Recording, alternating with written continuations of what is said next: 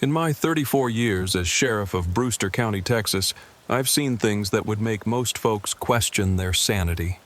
Bodies mummified by the desert heat, cartel violence that would turn your stomach, and enough human desperation at the border to break your heart 1,000 times over. But nothing, and I mean nothing, prepared me for what Border Patrol agent Maria Santos reported on August 15th, 2021. If you're watching this from Texas, you know Big Bend. You know how empty it is out there. 3,200 square miles of nothing but desert, mountains, and the Rio Grande marking the line between us and Mexico.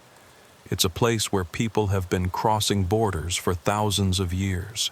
Apache, Comanche, Spanish conquistadors, Mexican revolutionaries, modern migrants. They've all passed through that desert. Some made it. Many didn't. But what Maria found that night wasn't about people crossing from Mexico to America. It was about people crossing from somewhere else entirely. Somewhere that shouldn't exist. Somewhere that, according to every map ever made, doesn't exist. My name is Sheriff Roy Brennan, and this is the story of how I discovered that some borders aren't between countries. They're between times. And sometimes, those borders get crossed. Drop a comment if you're from the Big Bend area. Have you ever seen something out there in the desert that didn't belong? Something that made you question which century you were in? Because after what I saw, I know I'm not the only one. August in Big Bend is like standing in front of an open oven that stretches to every horizon. The temperature hits 115 degrees by noon, the kind of heat that makes the air shimmer and dance, creating mirages that can drive you half crazy if you stare at them too long. I was in my office in Marathon, the county seat, trying to make sense of the monthly budget reports when the call came in from the Border Patrol station in Sanderson. Sheriff Brennan, this is Agent Carlos Mendez. We've got a situation that... Well, sir, we need you to come down here. Agent Santos has reported something that needs your attention. There was something in his voice, not quite fear, but a kind of confused concern that made me pay attention. Border Patrol agents in this region see everything from drug mules to human trafficking to dead bodies in the desert. They don't call unless it's serious. What kind of situation, Carlos? Sir, I think you need to hear it from Santos directly. She's pretty shaken up. And to be honest, we're not sure how to file this report. The drive from Marathon to the Border Patrol station took an hour through some of the most desolate country in America. Nothing but creosote bushes, ocotillo, and the occasional roadrunner darting across the blacktop.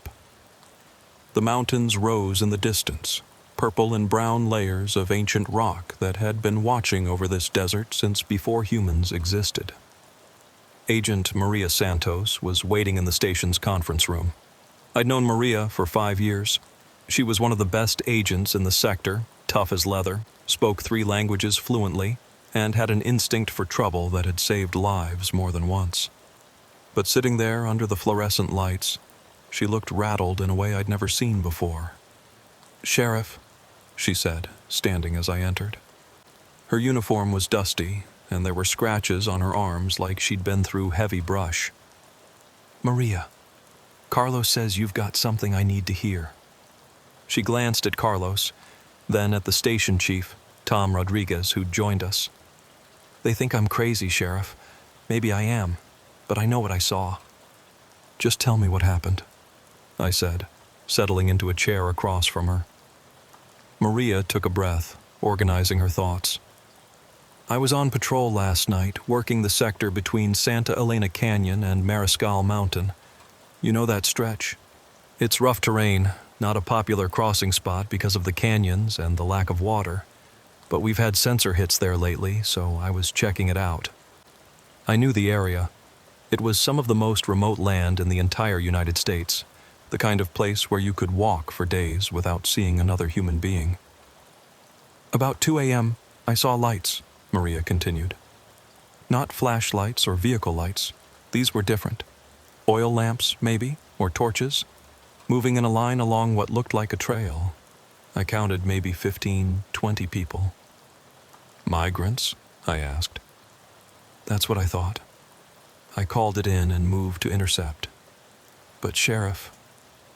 She paused, seeming to struggle with what to say next. As I got closer, I could see they weren't modern people. Their clothes, the way they moved, everything about them was wrong. Wrong how? They were dressed like soldiers from another era. Some had uniforms that looked Mexican, but old. I'm talking 1840s, 1850s old. Others looked like American cavalry from the same period. They were armed with muskets and sabers, and they were escorting civilians, women in long dresses, children in period clothing, a priest in traditional robes. Carlos shifted uncomfortably. Maria, you sure the heat didn't... I know how it sounds, Maria snapped. But I followed them for 2 miles. I got close enough to hear them talking. Some were speaking Spanish, but old Spanish, formal. Others were speaking English with accents I've never heard. And they were talking about getting to the crossing before dawn. What crossing? I asked. That's the thing, Sheriff. They were heading for Boquillas Canyon, but not the modern crossing. They were following a trail that doesn't exist on any of our maps. I tried to call it in, but my radio was dead. My GPS couldn't get a signal. Even my compass was spinning. She pulled out her phone and showed me a video she'd tried to take. It was mostly static and darkness, but for a few seconds you could make out figures in the distance, illuminated by flickering lights.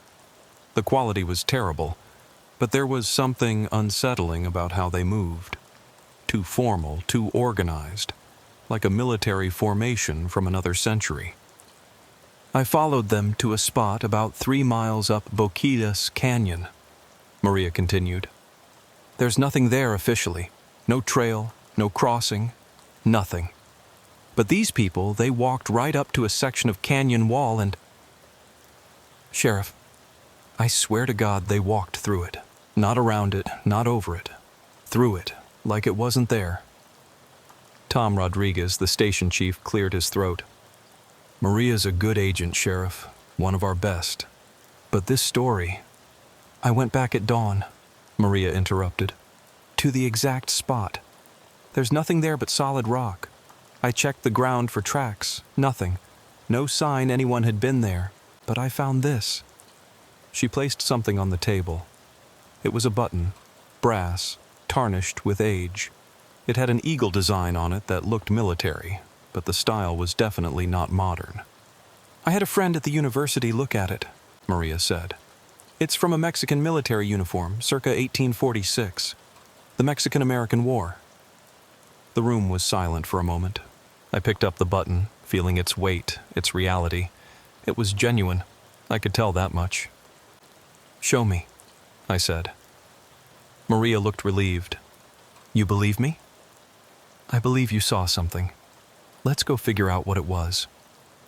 We took my truck and Maria's Border Patrol vehicle, driving south from Sanderson toward Big Bend National Park.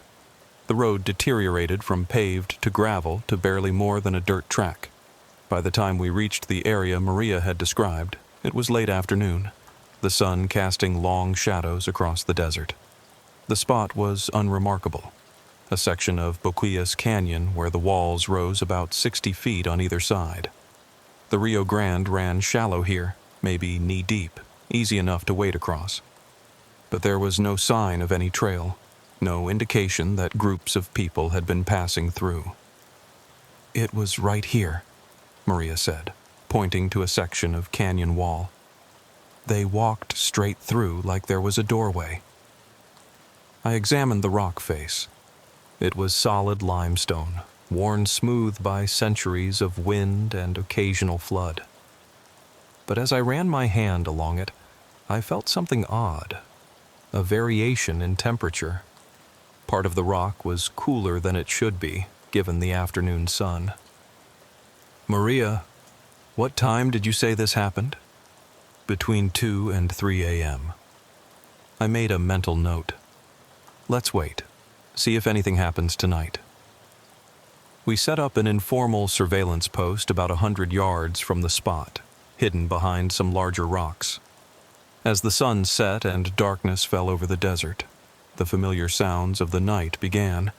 Coyotes in the distance, the rustle of nocturnal animals, the whisper of wind through the canyon. At 2:17 a.m., everything changed. The air became thick, almost electric. My radio started producing static and my phone lost signal. Then we saw them, lights in the distance, moving along a trail that hadn't been there moments before. A clear path now wound through the desert, and along it came exactly what Maria had described. It was a convoy from the past. Mexican soldiers in uniforms from the 1840s, American cavalry, civilians in period dress. They moved with purpose, some on horseback, most on foot.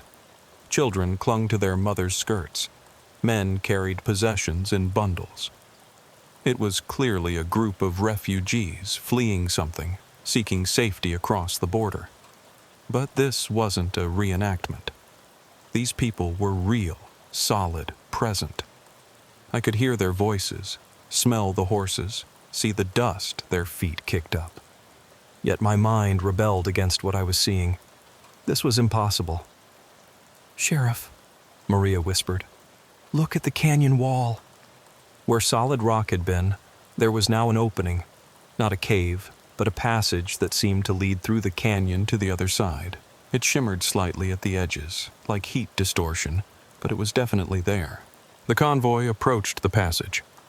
The lead soldier, a Mexican officer with elaborate epaulets, raised his hand to halt the group. He turned and seemed to look directly at us, though we were hidden in darkness 100 yards away.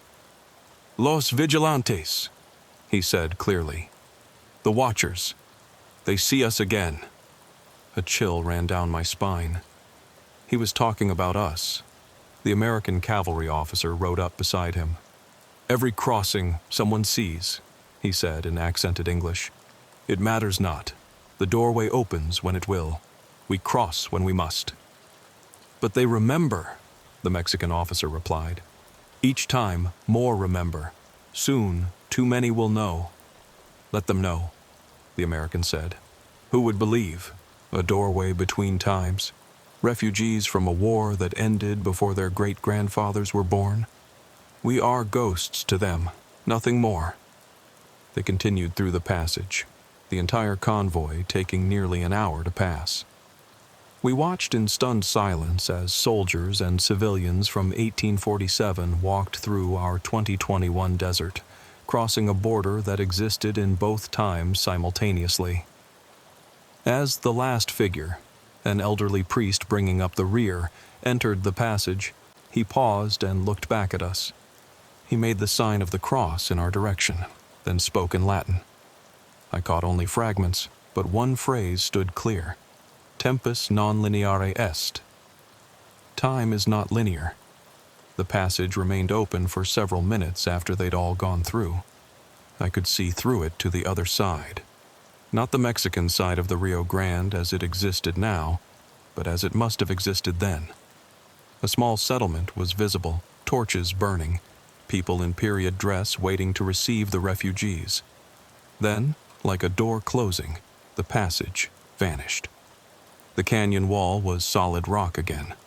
The trail the convoy had followed disappeared, leaving only the usual desert scrub. The only evidence of what we'd witnessed was the disturbed dust in the air and our own traumatized minds. "Jesus Christ," Maria breathed. "What the hell was that?" I didn't have an answer.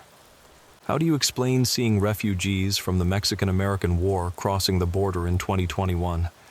How do you report that the border has a hole in it? Not between countries, but between centuries?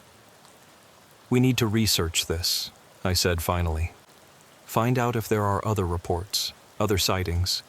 Because if this has been happening—" "Sheriff," Maria interrupted, pointing to the ground where the convoy had passed. "Look!" In the dust were fresh tracks. Horse hooves, wagon wheels, footprints from boots that hadn't been made in over a century. But even as we watched, they were fading, being erased by a wind that had suddenly picked up. Within minutes, there was no physical evidence that anything had happened. except for the button in my pocket and the matching one Maria now pointed to on the ground. Another brass button from a Mexican military uniform, 175 years old but looking like it had been dropped moments ago. We gathered what evidence we could and headed back to the station. Neither of us spoke during the drive. What was there to say? We'd just witnessed something that challenged everything we thought we knew about reality, about time, about the nature of the border itself. Back at the station, I made coffee while Maria pulled up historical records on her computer. It was 5 a.m., that gray hour before dawn when the world feels thin and anything seems possible. "Sheriff," Maria said, her voice tight, "you need to see this." She'd found reports, dozens of them, stretching back decades. Border Patrol agents reporting strange lights and figures in period dress. Rangers in Big Bend National Park documenting temporal anomalies. Local ranchers telling stories of seeing cavalry patrols from another century. All from the same general area, all dismissed as heat mirages, hallucinations, or tall tales. But the most interesting report was from 1953. A detailed account by a Texas Ranger named William Boyd, who claimed to have not just seen the crossing, but to have spoken with one of the travelers. According to Boyd, the man claimed to be a survivor of the Goliad massacre of 1836, fleeing to Mexico after the Texas Revolution. He said there were thin places along the border where different times touched, where those fleeing war and persecution could sometimes find passage not just across space, but across time. "My God," I said, reading Boyd's report. "This has been happening for decades, maybe centuries." "The question is," Maria said, "what do we do about it?" The next morning, I sat in my office, staring at the evidence we'd collected. 2 military buttons from the 1840s, Maria's corrupted video footage, and a pile of historical reports that nobody had ever connected before.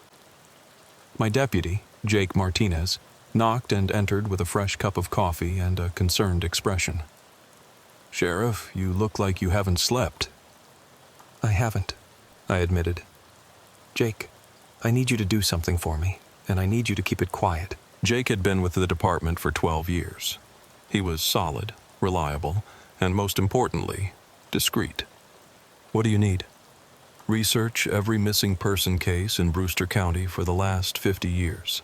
But specifically look for anything unusual about the circumstances. People who disappeared near Boquillas Canyon, witnesses reporting strange lights or people in old-fashioned clothing, anything that doesn't fit the normal pattern." "This about that Border Patrol agent's report?" "You heard about that?" "Sheriff, in a county this size, everyone hears everything. Santos is saying she saw ghosts from the Mexican-American War. Half the Border Patrol thinks she's lost it. The other half..." He paused. "The other half have their own stories." That caught my attention. "What kind of stories?" "My cousin Raul works Border Patrol out of Del Rio. Says they've got a whole unofficial file of weird shit, excuse my language, that agents have reported over the years. Stuff that doesn't make it into official reports because nobody wants to be the guy who filed paperwork about time travelers or ghost soldiers." "Can you get me that file?" Jake grinned. "Already working on it. Raul owes me a favor." While Jake worked his sources, I decided to visit someone who might have more answers. Dr. Elena Vasquez at Sul Ross State University in Alpine. Elena was a professor of borderlands history and had written extensively about the Mexican-American War and its aftermath. If anyone would know about historical anomalies in the region, it would be her. The drive to Alpine took me through some of the most beautiful country in Texas. High desert gradually giving way to the mountains, the landscape painted in shades of brown and gold under the vast blue sky. Elena's office was in the history department, a small room crammed with books, maps, and artifacts from 2 centuries of border history. "Roy Brennan," she said, standing to shake my hand. "I heard you might be coming. Maria Santos called. Said you'd witnessed something unusual." Elena was in her 60s, with silver hair pulled back in a bun and intelligent eyes behind wire-rimmed glasses. She had the air of someone who'd spent their life pursuing truth through dusty archives and forgotten documents. "What did Maria tell you?" "Enough to know you've encountered something I've been researching for 30 years, Elena said, gesturing for me to sit. "Tell me exactly what you saw." I described the convoy, the passage through the canyon wall, the conversation between the officers. Elena listened without interrupting, occasionally nodding as if I was confirming something she already suspected. When I finished, she stood and pulled a large map from a filing cabinet.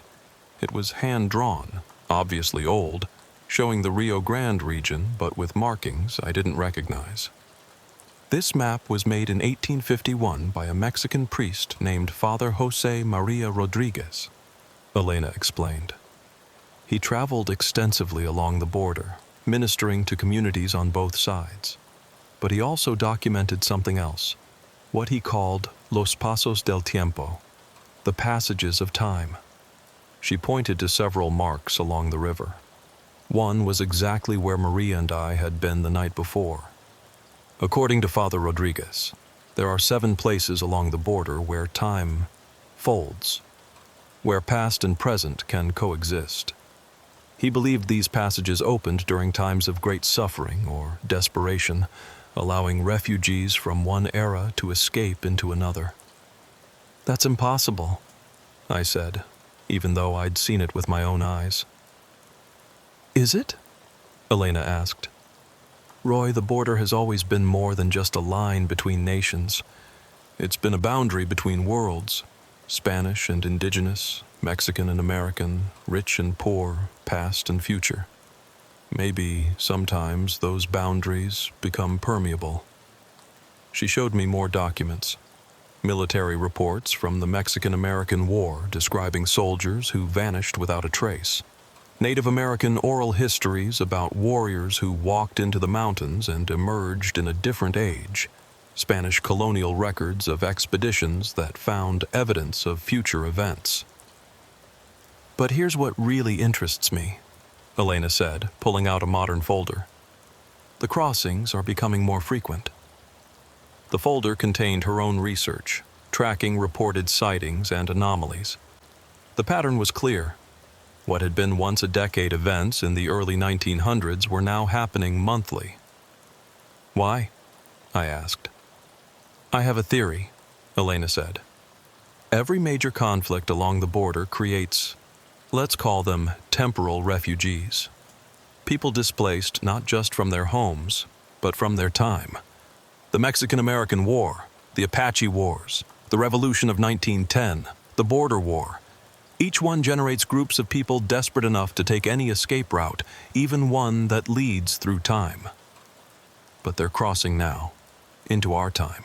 Or we're seeing them cross in their time, or both times are happening simultaneously."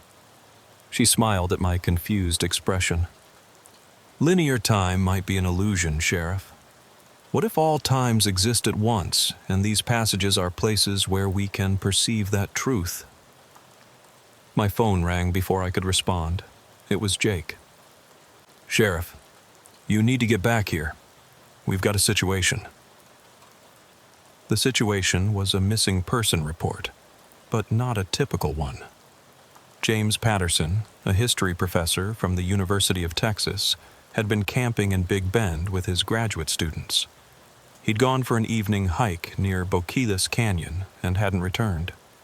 His students reported seeing strange lights in the direction he'd gone. I met Maria at the park entrance. She looked tired but determined. "It's happening again," she said. "Different spot, about 2 miles from where we were last night."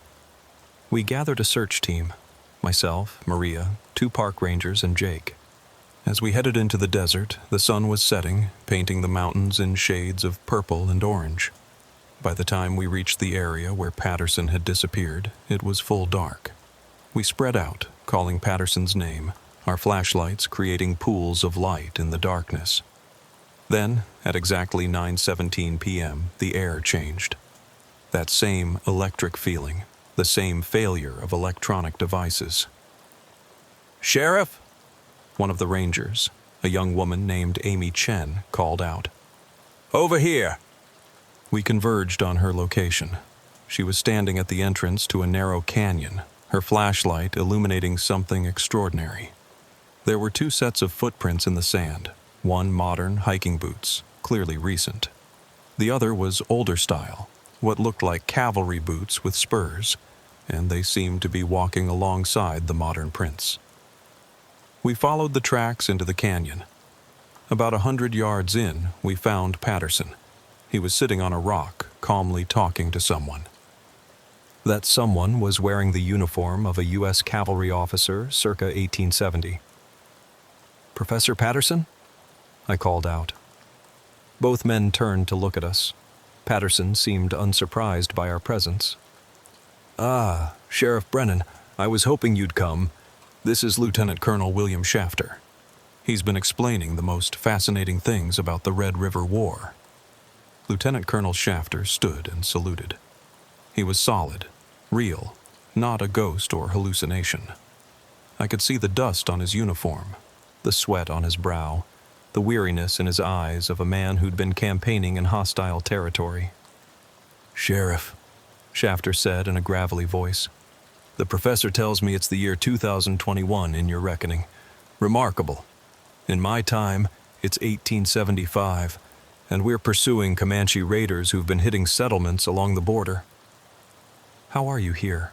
I managed to ask. "The passages," Shafter replied simply. "They've always existed. The native peoples knew about them, used them to avoid our patrols. We learned to use them too, though command never believed our reports. Thought it was desert madness." "You've done this before? Crossed through time?" "Several times. Sometimes forward, sometimes back. I've seen this desert in many eras, Sheriff. I've watched the river change course, seen settlements rise and fall, observed the endless cycle of conflict and migration along this border." "Why?" Maria asked. "Why keep crossing?" Shafter's expression grew sad. "Because I'm looking for my men. 12 soldiers under my command entered one of these passages in 1875, chasing raiders.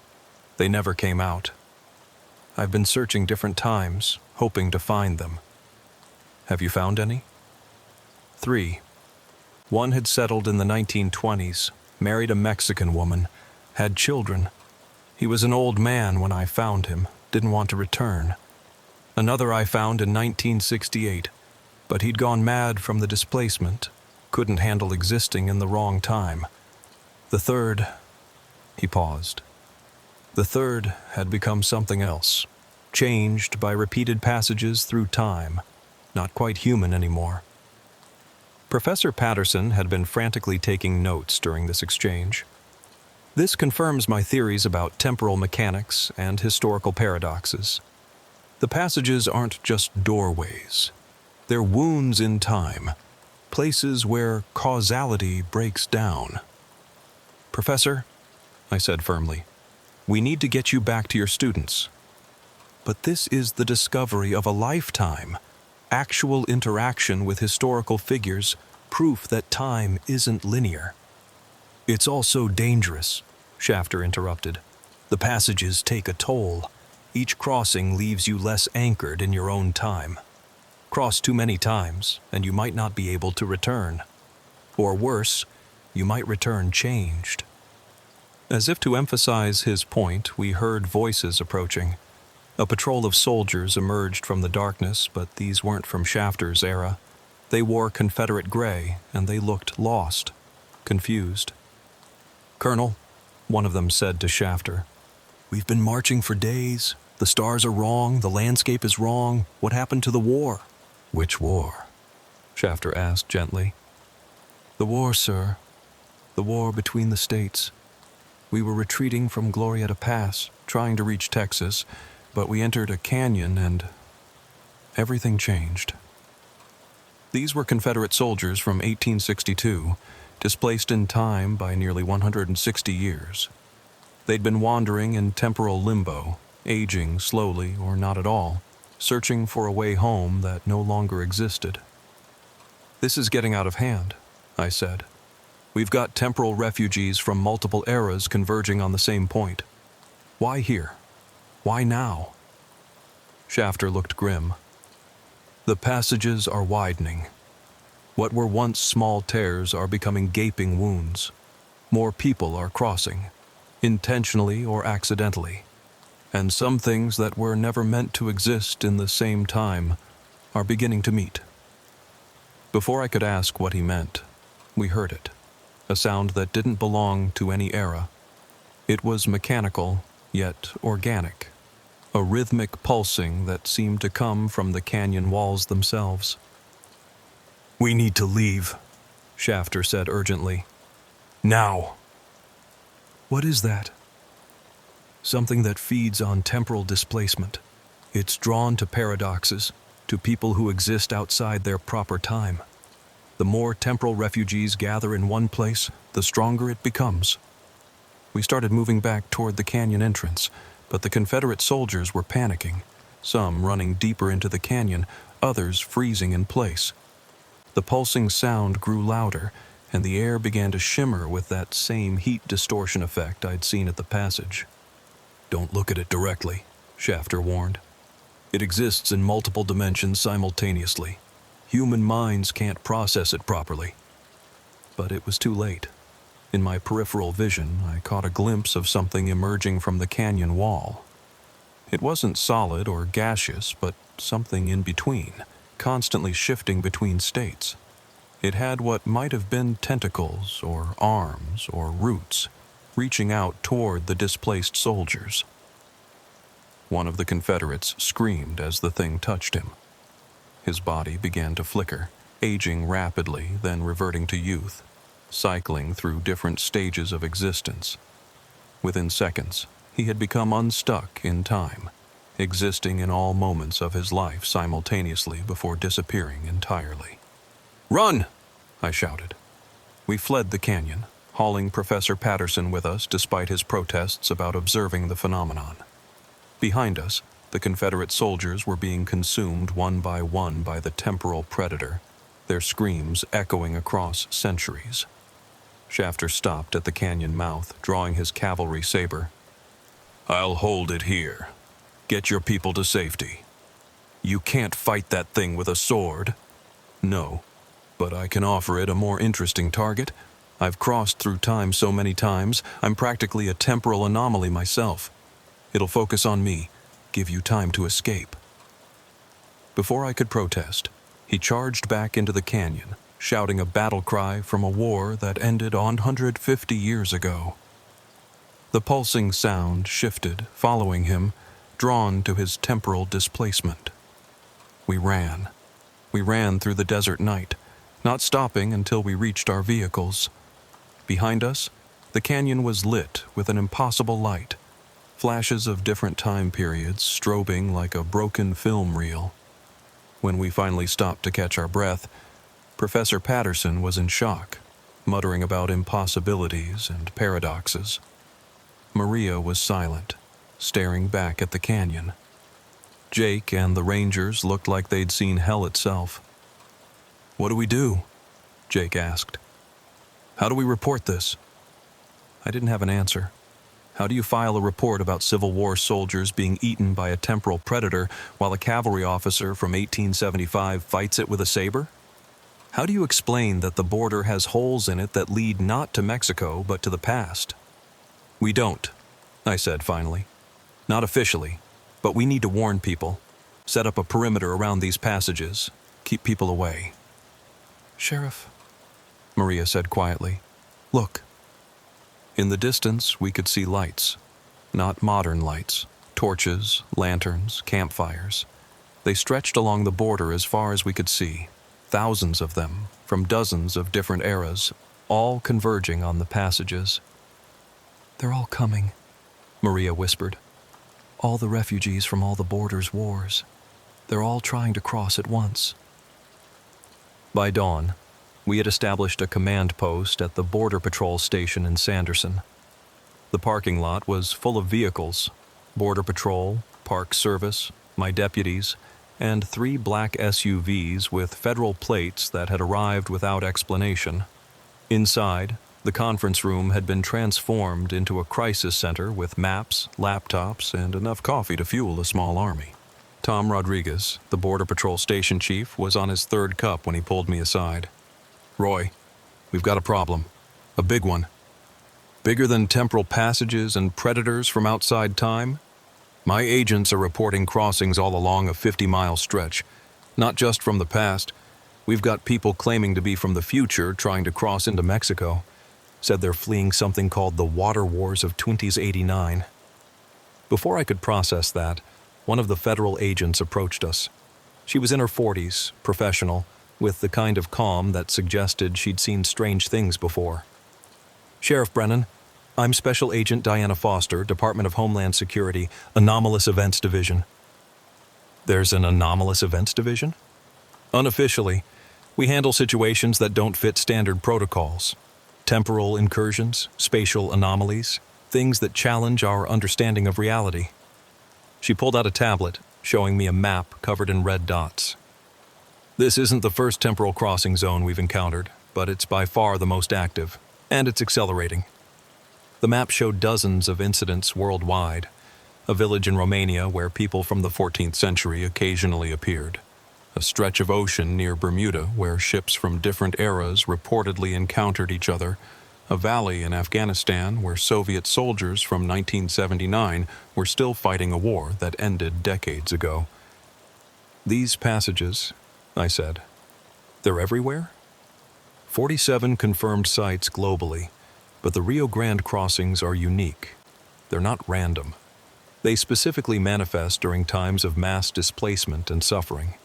Every major conflict, every humanitarian crisis along this border creates temporal refugees. Professor Patterson, who'd been sedated but was now awake and lucid, joined our discussion. "It makes sense from a quantum mechanics perspective. Extreme human suffering might create enough psychic energy to tear holes in space-time. The border, being a site of continuous historical trauma, would be particularly vulnerable." "Psychic energy?" Jake asked, skeptically. "Consciousness affects reality at the quantum level," Patterson explained. "It's been proven experimentally. Now imagine thousands of desperate people, all focused on the singular desire to escape, to cross over to safety. That collective will might be enough to literally tear through the fabric of time." Maria entered the room with fresh intel. "We've got a bigger problem. The passages aren't just allowing people through anymore. Infrastructure is starting to cross over. A Spanish mission from 1687 just materialized near Presidio. A Confederate fort appeared outside Del Rio. And..." She paused. "Something's coming through from what looks like the future. Drones, but more advanced than anything we have." Agent Foster stood up. "We need to evacuate the civilian population from the affected areas." "That's about 10,000 people," Tom pointed out. "How do we explain it?" "Chemical spill," Foster said without hesitation. "Train derailment carrying hazardous materials. It's worked before." While they coordinated the evacuation, I stepped outside to clear my head. The morning sun was painting the desert in shades of gold and pink, but I could see distortions in the air. Ripples like heat mirages, but wrong somehow. Through them, I caught glimpses of other times. A Comanche war party racing across the desert. A group of Chinese railroad workers from the 1880s. Mexican revolutionaries from 1915. All existing simultaneously, overlapping, creating a palimpsest of history. Dr. Elena Vasquez arrived from Alpine, having driven through the night. She looked exhausted but excited. "Roy, I've been researching all night. I found something in the Spanish colonial archives. This has happened before. In 1680, during the Pueblo Revolt, the Spanish documented massive temporal disturbances, people from different eras appearing and disappearing. They called it La Convergencia, the convergence." "What happened?" "According to the records, it lasted for 7 days. Then something they called El Guardián del Tiempo, the Guardian of Time, appeared and sealed the passages, but at a cost. Hundreds of people were trapped outside their proper time, unable to return home. The Guardian of Time? What was it? The descriptions vary. Some say it was an angel, others a demon. A few claim it was a man who had lived so many lives across so many times that he existed outside normal temporality. She pulled out a reproduction of an old painting. It showed a figure surrounded by swirling clouds of time, reaching out to close tears in reality. The figure's face was obscured, but something about its posture seemed familiar. Shafter, I breathed. The cavalry colonel who had charged back into the canyon to fight the temporal predator. As if summoned by his name, a rider appeared on the horizon. Even from a distance, I recognized the military bearing, the cavalry uniform. But as he got closer, I could see he had changed. His edges seemed to blur, as if he existed in multiple states simultaneously. His eyes held depths that spoke of centuries, not decades. "Sheriff," he said, dismounting. His horse, I noticed, was also wrong. Sometimes it was a cavalry mount from 1875, sometimes a Spanish conquistador's horse, sometimes something that might have been from a future I couldn't imagine. "Colonel Shafter, we thought you were dead." "Death is a concept that applies to linear beings," he replied. "I've become something else. The entity you fled from. It didn't destroy me. It transformed me. I now exist across all time simultaneously. I can see the full scope of what's happening here. Can you stop it? Not stop. Redirect. Channel. The convergence is inevitable. Too much temporal pressure has built up along this border. But we can control where it releases." He pulled out a map, but it wasn't like any map I'd seen. It showed the border across time, all eras superimposed. There are 7 primary passages. If we can seal 6 of them, force all the temporal energy through a single point, we can minimize the damage. How do we seal them? With anchors, people who are willing to stand at each passage and hold it closed through force of will. But it's a one-way trip. Anyone who serves as an anchor becomes permanently unstuck from time. They'll exist in all moments simultaneously, forever guarding that point. The weight of what he was asking settled on the room. We needed 6 volunteers to essentially sacrifice their linear existence to save thousands of others. "I'll do it," Maria said immediately. "I've already been exposed to the temporal field multiple times. I'm partially unstuck anyway." "I'm in," Jake added. "Can't let you have all the glory, Santos." Professor Patterson raised his hand. "This is the discovery of a lifetime, even if that lifetime becomes non-linear." One by one, others volunteered. Tom Rodriguez, Amy Chen, the park ranger, even Dr. Vasquez, though I tried to talk her out of it. "Roy, I've spent my entire life studying the border's history," she said. "Now I have a chance to become part of it, to exist in all the times I've only read about. How can I refuse?" That gave us 6 volunteers. Shafter would handle the 7th passage, the one that would remain open to channel the temporal energy. "When do we do this?" I asked. "Tonight," Shafter replied, "when the convergence reaches its peak. But understand, even if we succeed, things will never be quite the same. The border will always be thin here. People sensitive to temporal fields will sometimes see through to other times, and occasionally refugees from other eras will still slip through." We spent the day preparing.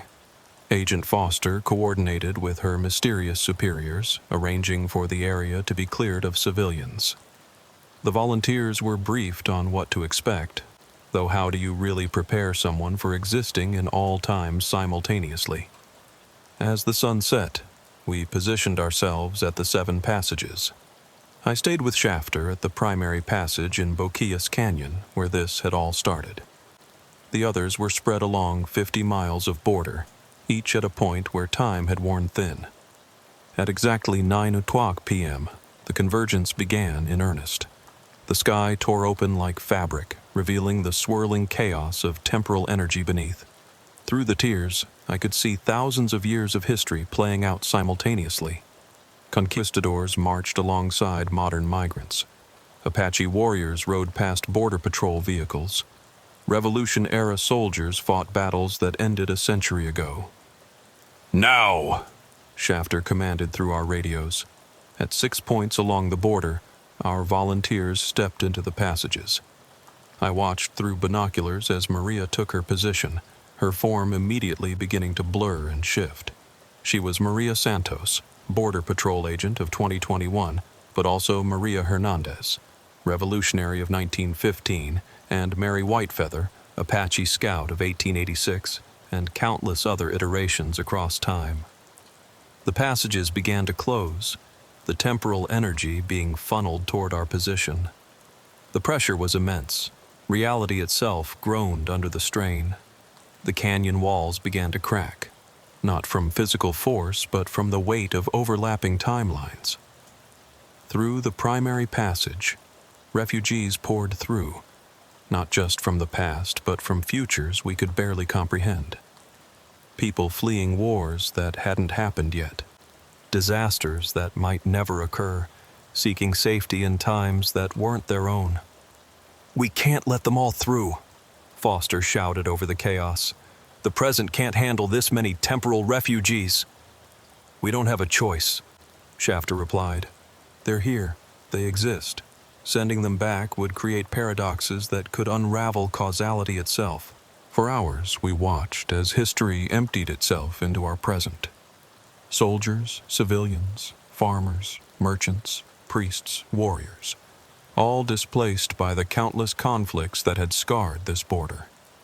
Some looked around in wonder at our modern world. Others seemed unsurprised, as if they'd always known they would end up here. Among them, I saw familiar faces, the Confederate soldiers we'd encountered, looking for a war that had ended long ago. The Mexican military convoy Maria had first spotted. Even indigenous peoples from before European contact, displaced by temporal storms we were only beginning to understand. Then, as suddenly as it had begun, it ended. The passages sealed, the sky mended itself, and the desert fell silent except for the confused murmur of thousands of temporal refugees. "What do we do with them all?" Agent Foster asked, surveying the crowd. "We help them," I said. "We integrate them. We give them new identities, new lives. What else can we do?" Shafter, now more ghost than man, his form shifting between states, nodded approvingly. "The border has always been about crossing over, about finding new life on the other side. Now it's just a different kind of crossing." "What about you?" I asked him. "I remain here," he said. "The passages are sealed, but there'll always be weak points. Someone needs to watch them, to make sure they stay closed. That's my role now, eternal guardian of temporal stability along the Rio Grande." "And our volunteers?" "They exist in all times now, past, present, future. They experience it all simultaneously. They're the anchors that keep the passages closed. In a way, they've become immortal, existing in every moment of the border's history." As we organized the temporal refugees, getting them food, water, and temporary shelter, I found myself thinking about what this meant for the future. The border had always been complex, a place where cultures, languages, and nations met and mixed. Now it was also a place where times converged. Over the following weeks, the cover story held. The chemical spill explanation satisfied most people, and those who'd witnessed the temporal events were either convinced to stay quiet or dismissed as unreliable. The temporal refugees were gradually integrated into society with help from Foster's organization, given new identities and histories. But some things couldn't be hidden. The Spanish mission that had appeared near Presidio became a tourist attraction. The Confederate fort was turned into a historical site, with historians puzzled by its pristine condition. And occasionally, people reported seeing figures from other eras. A conquistador on horseback, Apache warriors in the mountains, revolutionary soldiers patrolling roads that no longer existed. I kept in touch with our anchors, or tried to. They could sometimes communicate through dreams or visions, existing as they did in all times simultaneously. Maria appeared to me one night, her form shifting between her many temporal selves. "Sheriff," she said, her voice echoing across centuries. "The border is quiet for now, but time isn't done with this place. There will be other convergences, other crises. The passages we sealed are scars now, and scars can reopen."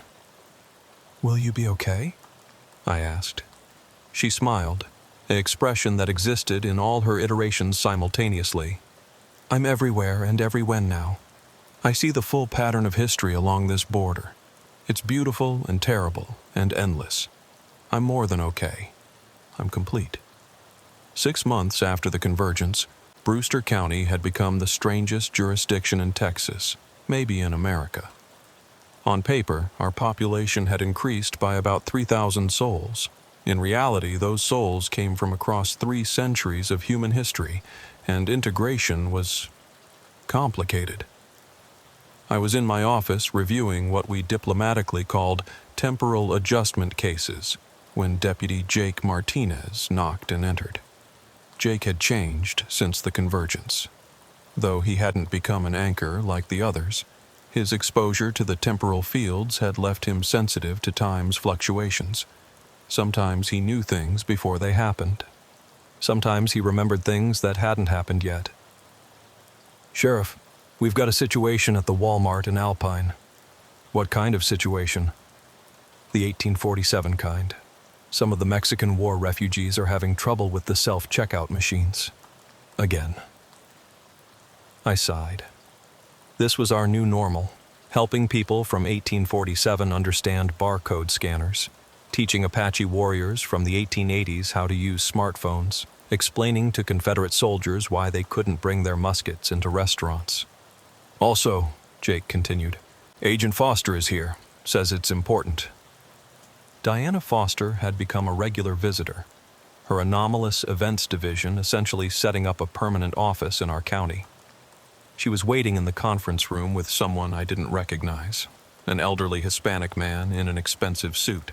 "Sheriff Brennan, this is Dr. Miguel Santana from the Instituto Nacional de Antropología e Historia in Mexico City. He's been researching temporal phenomena on the Mexican side of the border." Dr. Santana stood to shake my hand. His grip was firm, but I noticed his eyes had that same depth I'd seen in others who'd been exposed to temporal fields. "Sheriff, I'll be direct," he said in accented but perfect English. "The passages you sealed are holding, but the temporal pressure is building again. Not here, but further south. The Mexican government has been dealing with our own convergence events. Aztec warriors appearing in modern Mexico City. Revolutionary soldiers from 1910 still fighting battles in Chihuahua. The entire border is temporally unstable," Foster added. "Not just the Rio Grande, but the whole concept of borders in this region. The repeated trauma, displacement, and conflict has weakened the fabric of space-time." "What are you telling me?" "We need a permanent solution," Dr. Santana said. "The anchors your people became are holding for now, but their human consciousness is trying to hold back forces beyond human comprehension. Eventually, they'll break." "So what do you propose?" Dr. Santana pulled out a tablet showing me architectural plans. "We build a monument, not just stone and metal, but a temporal stabilizer. Using what we've learned from the passages, we can create a structure that exists in all times simultaneously, a permanent anchor that doesn't rely on human will." The plans were ambitious.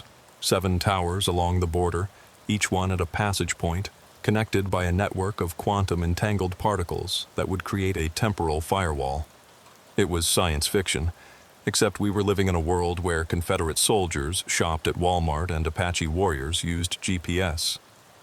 "The cost," I began. "Is already approved," Foster interrupted. "Both governments, plus some international organizations that prefer to remain unnamed. Turns out, temporal stability is in everyone's interest." "What about our anchors, Maria and the others?" "If this works, they'll be freed," Dr. Santana said. "They can choose to return to linear existence or remain in their expanded state, but they won't be obligated to hold the passages anymore." While the governments worked on their monument, I dealt with the day-to-day reality of a temporally diverse population. We'd had to create special programs, temporal integration services, to help refugees from other eras adapt. The local community college offered classes in modern life skills, where a former Confederate cavalry officer taught horse care while learning to drive a car, and a programmer from 20s 89, who'd fled the water wars, taught advanced mathematics while learning that our primitive internet still required passwords. The most successful integration story was Isabel Morales, who'd crossed over with the 1847 convoy I'd first witnessed. In her time, she'd been the daughter of a wealthy Mexican landowner fleeing the American invasion. In our time, she'd become a translator and cultural liaison, helping other temporal refugees adapt. She had a gift for languages and had quickly mastered modern English, though she still occasionally slipped into the formal Spanish of her era. "Sheriff Brennan," she said, finding me at the diner one morning, "we have a problem with the Comanche delegation." We'd been calling them delegations, the various groups of temporal refugees who'd formed communities based on their origin times. The Comanche delegation consisted of about 40 warriors and their families who'd crossed during the convergence, originally from the 1870s. "What kind of problem?" "They want their land back. They say since they're from a time before the treaties that took it, those treaties don't apply to them." This was the kind of legal nightmare that kept lawyers up at night. What jurisdiction applied to someone from 1875? Did modern laws apply to temporal refugees? The Supreme Court was still refusing to hear cases about it, probably hoping the problem would somehow resolve itself. "Set up a meeting," I told Isabel. "We'll figure something out." The meeting was held at the community center, which had become our unofficial temporal refugee coordination point. The Comanche delegation was led by a war chief named White Eagle, who'd adapted to modern times with surprising ease. He wore traditional dress but carried a smartphone and had learned to use social media to advocate for his people.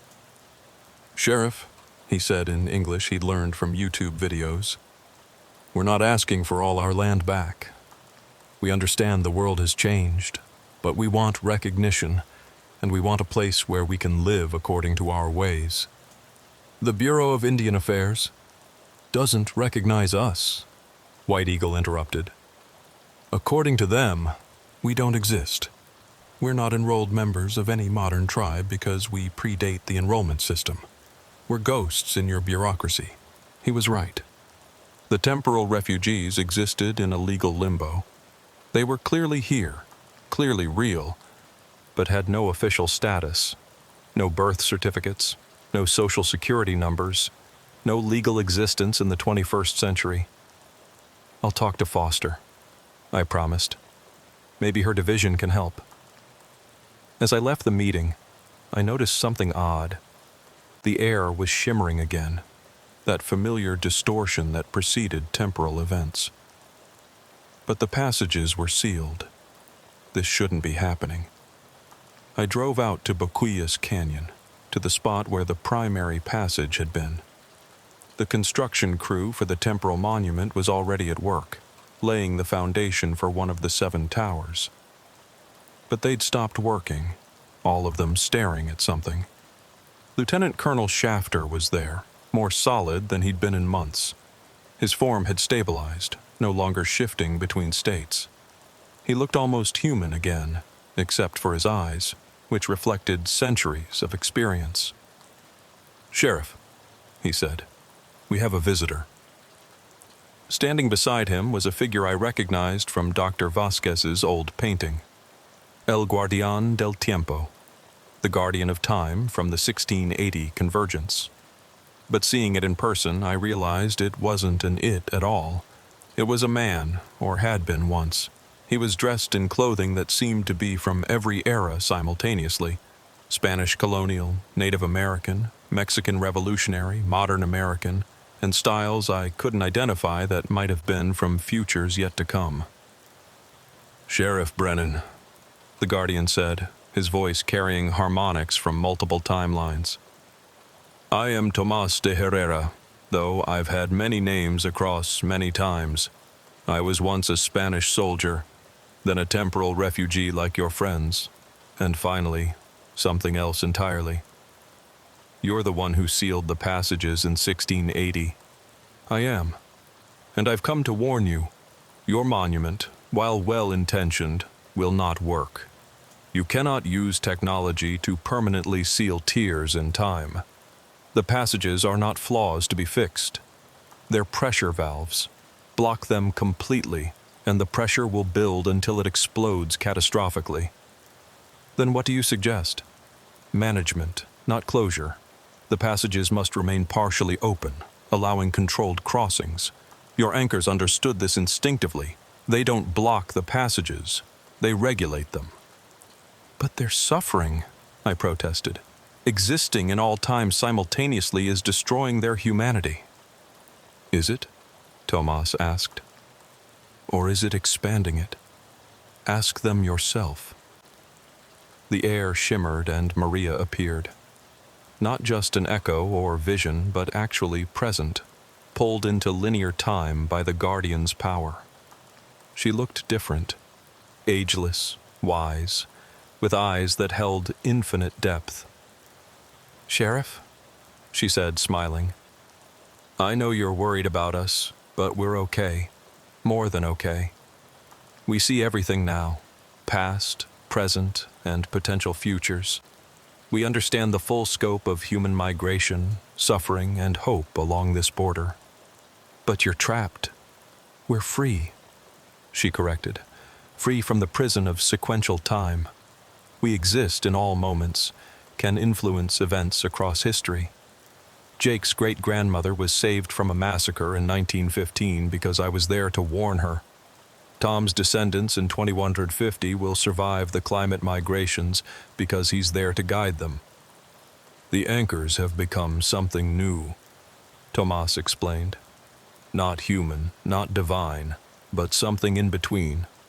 Guardians of the border's temporal integrity. In time, others will join them, creating a network of consciousness that spans all of human history." "And what about the refugees already here?" "They're part of the pattern now," Maria said. "Their presence in this time will change history, has already changed it. Some of their descendants will become presidents, scientists, artists. Others will simply live quiet lives, adding their threads to the tapestry of time." Agent Foster had arrived during this conversation, along with Dr. Santana. They listened without interrupting, though I could see Foster recording everything on some device I didn't recognize. "So we abandon the monument project?" Dr. Santana asked. "Modify it," Tomas suggested. "Instead of towers to block the passages, build structures to channel and regulate them. Create customs houses for temporal immigration. Some refugees from failing timelines need sanctuary. Why not provide it officially?" It was a radical idea, official temporal immigration policy. But then again, we were already living in a world where it was happening unofficially. "The governments will never agree to that," Foster said. "They will," Maria said with certainty that came from seeing multiple futures.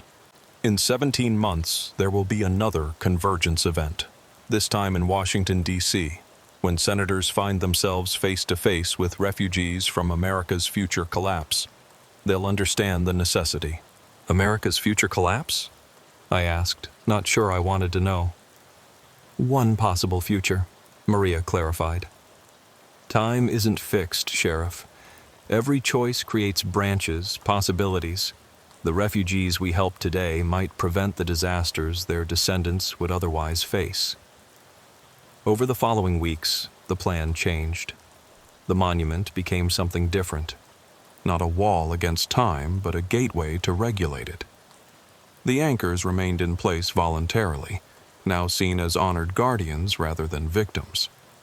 The temporal refugees were given a path to legal status, though the paperwork was unlike anything the immigration system had ever dealt with. I found myself at the center of it all, the sheriff of a county that existed in multiple times simultaneously. My morning might include mediating a dispute between 1847 Mexican refugees and 2089 American refugees about water rights, then investigating a theft where the suspect literally didn't exist yet, followed by helping a Comanche warrior from 1875 apply for a driver's license. Jake had become my specialist for temporal crimes. His sensitivity to time made him invaluable for investigating cases that crossed chronological boundaries.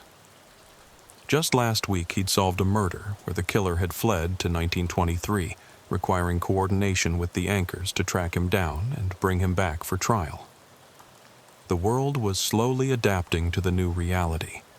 Universities created temporal studies departments. The UN established a Committee for Temporal Refugee Affairs. Dating apps added a field for century of origin. But the biggest change was in how we understood the border itself. It was no longer just a line between nations, but a membrane between times, a place where history folded in on itself. The Rio Grande had become the Rio Tiempo, the river of time. One evening, a year after the convergence, I stood at the spot where I'd first witnessed the temporal crossing. The new regulatory station was under construction, a gleaming structure that would exist partially in multiple timelines, allowing controlled and documented temporal immigration. Shafter appeared beside me, as he often did these days. He'd become something like a guardian spirit of the border, existing in all times but choosing to manifest in ours. "Any regrets, Sheriff?" he asked. I thought about it. My job had become impossibly complex. I dealt with crimes and situations that no law enforcement training had ever covered. I'd seen things that challenged everything I thought I knew about reality. "No," I said finally. "No regrets. This is what the border has always been. A place of crossing, of transformation. We're just being honest about it now." "The passages will never fully close," Shafter warned. "There will always be refugees from failed timelines, fleeing disasters that haven't happened yet, or seeking escape from tragedies that happened long ago." "Then we'll help them," I said. "That's what we do here. We help people cross borders, whether those borders are between nations or centuries." As the sun set over the desert, painting the mountains in shades of purple and gold, I could see them, the temporal refugees going about their lives. A conquistador learning to use an ATM, Apache children playing with kids from 2089, Mexican revolutionaries and American cavalry officers working together on the construction crew. It wasn't the world I'd expected when I became sheriff 34 years ago. But it was the world we had now, where the border wasn't just a line on a map, but a gateway through time itself. My name is Sheriff Roy Brennan, and I protect and serve a population that spans 3 centuries. Some of them haven't been born yet. Some died before my great-grandfather was born. But they're all my responsibility now, all residents of a county that exists in multiple times simultaneously. The border crossing that doesn't exist on any map is now the most important crossing in the world, because it doesn't just connect 2 countries. It connects all of human history, past, present, and future. And I'm the sheriff who has to keep the peace across all of it. Time isn't a line, it's a web, and here in Big Bend, we're the spiders keeping it from tangling. Welcome to the new normal. End recording. Sheriff Roy Brennan continues to serve Brewster County, Texas. The temporal regulatory stations along the Rio Grande are now operational. processing an average of 12 temporal refugees per month. The anchors remain at their posts, existing in all times simultaneously, guardians of temporal stability. The border crossing that doesn't exist officially doesn't exist, but if you know where to look, when to look, you might catch a glimpse of history walking through the desert, seeking what all refugees seek: a better life on the other side. Even if that other side is in a different century.